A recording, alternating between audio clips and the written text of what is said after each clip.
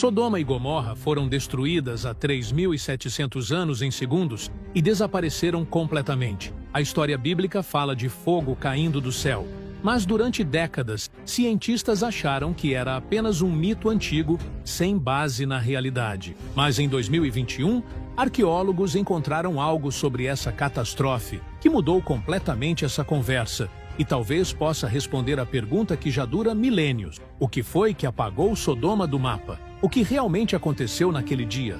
Foi um evento natural ou algo além da nossa compreensão?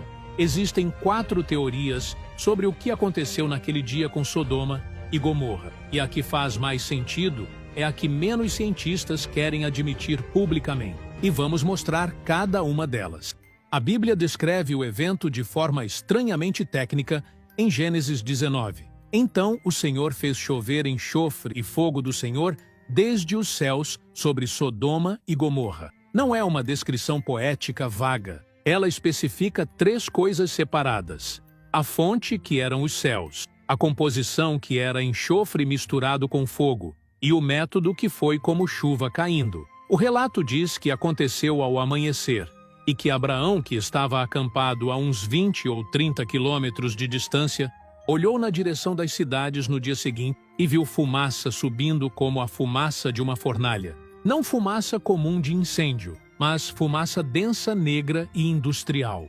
Durante séculos, arqueólogos procuraram essas cidades e não encontraram nada. Escavaram o Vale do Jordão inteiro, analisando centenas de sítios ao redor do Mar Morto, sem achar nenhuma placa dizendo "Bem-vindo a Sodoma" ou inscrição com o nome Gomorra. Portanto, a ciência tratou tudo isso como lenda durante muito tempo. Só que em 2015, algo mudou esse quadro por completo. Arqueólogos encontraram uma cidade chamada Tal el-Hammam, na Jordânia, e quando começaram a escavar, perceberam algo impossível de explicar com teorias normais. As muralhas tinham sido destruídas por dentro, os tijolos estavam derretidos e o solo apresentava sinais de calor extremo.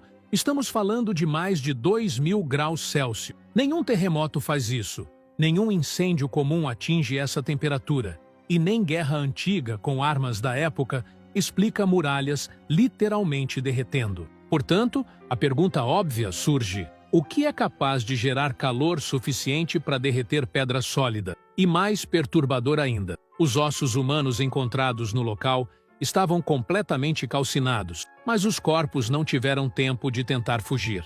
As pessoas morreram instantaneamente ainda nas posições em que estavam quando o evento aconteceu. É como se algo tivesse apagado a cidade inteira em um piscar de olhos. Mas o detalhe mais chocante ainda estava por vir. Quando analisaram as camadas de solo, descobriram fragmentos de materiais que só existem em 2 lugares no planeta: zonas de teste nuclear e locais de impacto de meteoros. Então, o que realmente aconteceu ali?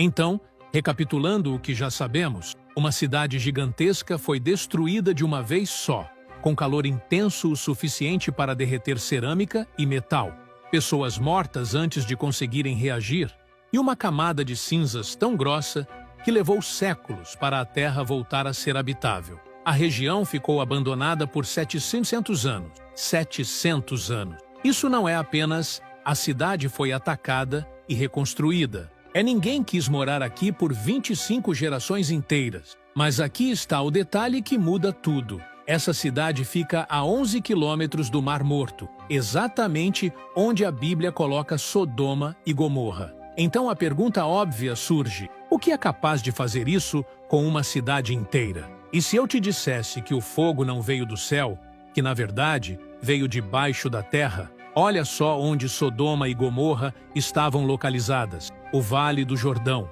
a região do Mar Morto. Essa área fica sobre uma das falhas geológicas mais instáveis do planeta, a mesma que se estende da África até a Síria. Quando você tem uma falha assim, o chão literalmente se parte, placas tectônicas empurrando uma contra a outra, causando terremotos violentos. Mas aqui está o detalhe crucial: embaixo dessa região existem depósitos enormes de betume, uma substância parecida com asfalto que tem base de petróleo.